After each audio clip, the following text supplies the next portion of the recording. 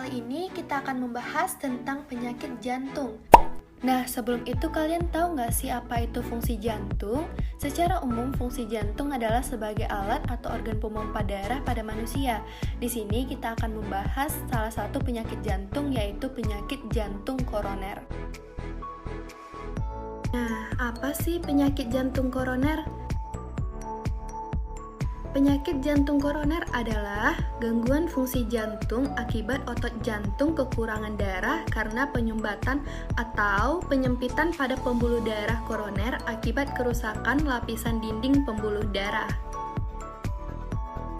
Faktor penyebab penyakit jantung koroner adalah karena adanya kerusakan pembuluh nadi di jantung, kemudian akan menumpuk dan menghambat kerja aliran darah ke jantung. Tanda dan gejala khas penyakit jantung koroner adalah keluhan rasa tidak nyaman di dada atau nyeri dada atau disebut juga dengan angina yang berlangsung selama lebih dari 20 menit saat istirahat atau saat aktivitas yang disertai gejala rasa mual atau nyeri ulu hati, keringat dingin, dan juga rasa terbakar. Nah, apa saja sih komplikasi yang muncul akibat penyakit jantung koroner? Nah, secara umum terdapat 4 komplikasi utama yang terjadi pada penderita penyakit jantung koroner, yaitu yang pertama, angina pectoris merupakan komplikasi yang ditimbulkan oleh penyakit jantung koroner berupa nyeri di dada. Yang kedua, serangan jantung, yaitu masalah kesehatan yang terjadi ketika aliran darah yang kaya akan oksigen tiba-tiba terhambat ke otot jantung, sehingga jantung tidak mendapatkan oksigen. Nah, yang ketiga, gagal jantung, yaitu kondisi ketika jantung tidak mampu memompa darah dan oksigen secara efektif ke seluruh organ tubuh yang membutuhkan.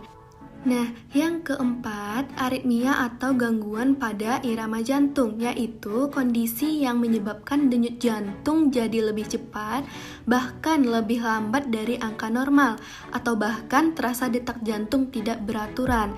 Nah, normalnya detak jantung itu 60-100 kali per menit.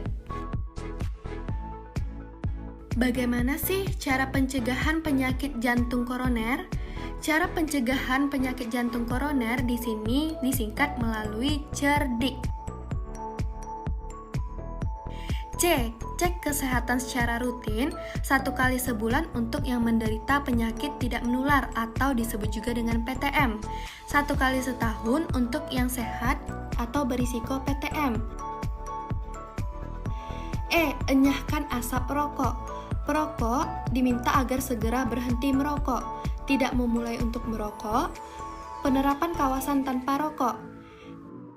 R. Rajin melakukan aktivitas fisik, lakukan minimal 30 menit per hari, dapat dilakukan di rumah, di tempat kerja, bahkan di perjalanan.